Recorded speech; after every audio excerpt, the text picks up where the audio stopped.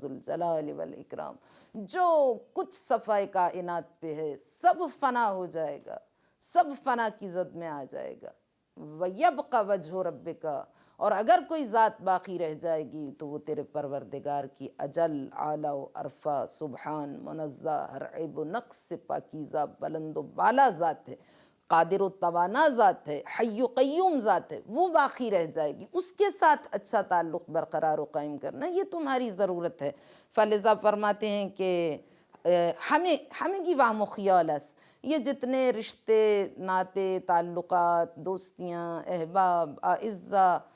وسائل دنیا، مال، امکانات، بزنسز، کاروبار، پیسہ، تمہاری ویلتھ، بلونگنگز، یہ جتنی دنیا میں ہیں یہ سب یہیں رہے، ہمیں کی وام و خیال است، ان کا حقیقت سے کوئی تعلق نہیں، جیسا کہ حکیم امت علامہ ڈاکٹر محمد اقبال نے اپنے شعر میں اس حقیقت کو بیان کیا ہے۔ وہ فرماتے ہیں کہ یہ رشتہ و پیبند، یہ مال و دولت دنیا، بتانے وہم و گمان، لا الہ الا اللہ، یہ وہم و گمان کے بت ہیں، یہ رشتے، ناطے، یہ دولت، یہ مال و زر، یہ کچھ بھی نہیں ہے، یہ تم نے اپنے گمان میں بت بنائے ہوئے ہیں، ان کا حقیقت سے کوئی رشتہ نہیں۔ ہر کس ان خواب و خیال را باور کند، سر انجام روزی بیدار خواہد شد۔ جس نے بھی اس خواب و خیال کو حقیقت کا درجہ دے دیا ایک دن تو اس کی آنکھ کھلے گی، لیکن کیسے کھلے گی؟ آقا نے فرمایا الناس نیام اذا ماتوا انتبہوا، لوگ غفلت کی نیند سو رہے ہیں،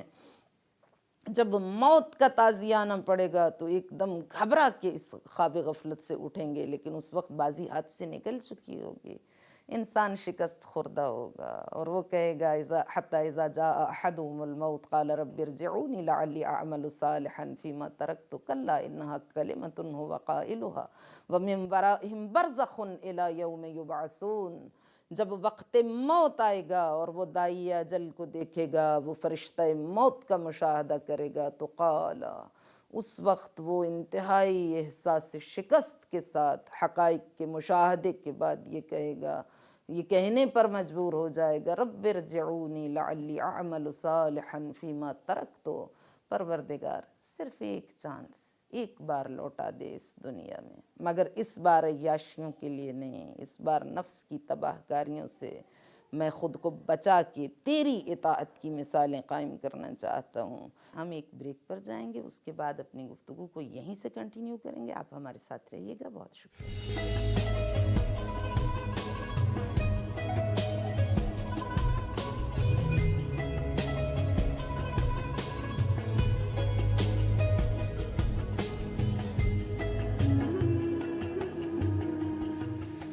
پروردگار جو اعمال خیر مجھ سے مس ہو گئے، اب تو میں نے اپنی آنکھوں سے، اب تو میں نے عینی مشاہدہ کر لیا کہ جو تو کہتا تھا سچ کہتا تھا،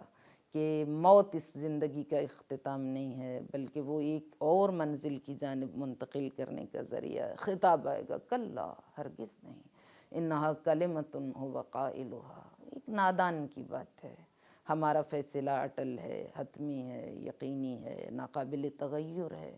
وَمِن وَرَائِهِمْ بَرْزَخٌ إِلَى يَوْمِ يُبْعَثُونَ، ابھی تو بہت لمبا برزخ ہے، عالم برزخ، جس میں اسے سال ہا سال تک پڑے رہنا ہے، تو اس کو واپس لوٹایا نہیں جائے گا۔ فلذا فرماتے ہیں کہ انسان بیدار تو ہوگا، متنبہ تو ہوگا، مگر وہ انتباہ اس وقت اس کو فائدہ نہیں دے گا جب وقت موت آ جائے گا۔ تو فرمایا کہ تم کوشش کرو اس دنیا میں کہ تعلیمات الہی پر، پیغمبروں کے دیے ہوئے تعلیمات پر عمل پیرا ہو کر رضائے مولا کو حاصل کر لو، اس لیے کہ در این باغ دنیا هیچ گلی نخواهی یافت که همیشه سرسبز و شاداب مانند اولین روز باشد۔ تم چمنستان دنیا میں جاؤ، دیکھو صبح کو سرسبز و شاداب، شگفتہ، خوبصورت، مہکتا ہوا پھول جو تمہیں دکھائی دیتا ہے، جب اسی رات کو تم اس باغ کو دوبارہ وزٹ کرتے ہو تو وہ پیروں تلے روندا جا چکا ہے، کچلا جا چکا ہے، اس لیے کہ دنیا کی ہر چیز فانی ہے، دنیا کا مزاج فنا ہے، دنیا خود فانی ہے، تو جو خود فانی ہے وہ تمہیں جام بقا سے کس طرح آشنا کر سکتی ہے۔ تو دنیا کی محبت کو چھوڑ دو، جتنا تمہیں دنیا میں عہدہ و مقام و منصب ملتا ہے، جتنی تمہیں قابل اعتنا پوسٹ مل جائے، حتیٰ اگر قدرتمندترین مرد مانند رستم در دنیا باشی، حتی اگر بر کل دنیا حکومت داشته باشی، اگر پوری دنیا کا قلمرو حکومت تمہارے اختیار میں آ جائے، پوری دنیا کی بادشاہی، پوری دنیا کے وسائل تمہارے زیر فرمان ہوں، تم دنیا کے طاقتور ترین مرد بھی بن جاؤ، تو سر انجام روزی تسلیم سرنوشت خواہی شد. ایک دن تو تمہیں ہتھیار ڈالنا ہی ہوں گے. آن ہنگام که تقدیرت به سراغت آید، دیگر تخت و تاج و سلطنت هیچ فایده ای نخواهد داشت. همین این سرزمین ها خاکی بی ارزش بیش نخواهد بود، زیرا که آن هنگام وقت ودا فرا رسیده است. فرقی نمی کند سلطان باشی یا فقیر، واقعیت برای همگان یکسان خواهد بود. جس وقت تمہارا وقت موت آئے گا، اس وقت تخت و تاج و سلطنت، حکومت، اقتدار، دنیاوی وسائل، عزت، جاہ و مقام، شان و شوکت و شکو کوئی فائدہ. ہمیں ان سرزمین ہا خاکی بھی ارزش بیش، یہ اتنی بڑی زمینیں جو تمہارے قلمرو حکومت میں ہیں، یہ تمہارے لیے ایک مشت خاک بن کے رہ جائیں گی. اس لیے کہ زیرا آن ہنگام وقت ودا فرا رسیده است، اس لیے کہ تم دنیا سے ودا کر رہے ہوگے اور یہ دنیا کمال بے وفائی سے تمہیں تنہا چھوڑ دے گی. اور فرق ہی نہیں کند سلطان باشی یا فقیر، تم دنیا کے بادشاہ بن جاؤ یا ایک غلام ہو، اس میں کوئی فرق نہیں ہے، انجام سبھی کا ایک ہے، برابر ہے. لہٰذا فرمایا فتدارک ما بقی من عمرک، اپنی دنیا پہ کبھی مت اترانا، بلکہ فتدارک ما بقی من عمرک، جتنی عمر باقی رہ گئی ہے، جو ماضی میں غلطیاں ہو گئیں ان کی کمپنسیشن کی کوشش کرو، اپنے اعمال خیر جو تم سے مس ہو گئے ہیں ان کو بجا لاؤ، ان کی قضا کو بجا لاؤ اور خدا کی بارگاہ میں توبہ و معافی کے لیے درخواست گزار ہو جاؤ. فتدارک ما بقی من عمرک ولا تقل غدا او بعد غد فانما هلك من كان قبلك باقامتهم على الامانی والتسویف. لا تقل، نہ کہنا، غدن او بعد غدن، کہ میں توبہ کل کر لوں گا، میں معافی کل مانگ لوں گی، ہرگز یہ کام نہ کرنا. فإنما هلك من كان قبلك بإقامتهم على الأماني والتسويف حتى أتاهم أمر الله بغتة وهم غافلون. جن قوموں نے بھی تمہاری طرح آج کی بات کل پہ ڈالی تو وہ غفلت میں پڑ گئے، اور حتی اتاہم امر اللہ بغتتاً، اچانک ناگہان امر الہی آیا، موت نے آل آف سڈن انہیں اوورٹیک کر لیا، انہیں اپنی گرفت میں لے لیا.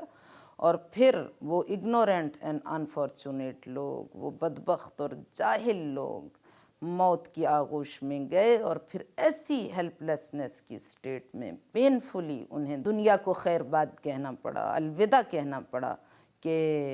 پھر کوئی ان کی مدد کرنے والا نہیں تھا. فنقلوا علی اعوادہم الی قبورہم المظلمۃ الضیقۃ، انہیں ڈارک اینڈ نیرو گریوز میں، تنگ و تاریک قبروں میں ڈال دیا گیا، اور وہ وہاں پہ پڑے رہے. اور فانقطعوا الی اللہ بقلب منیب من رفض الدنیا،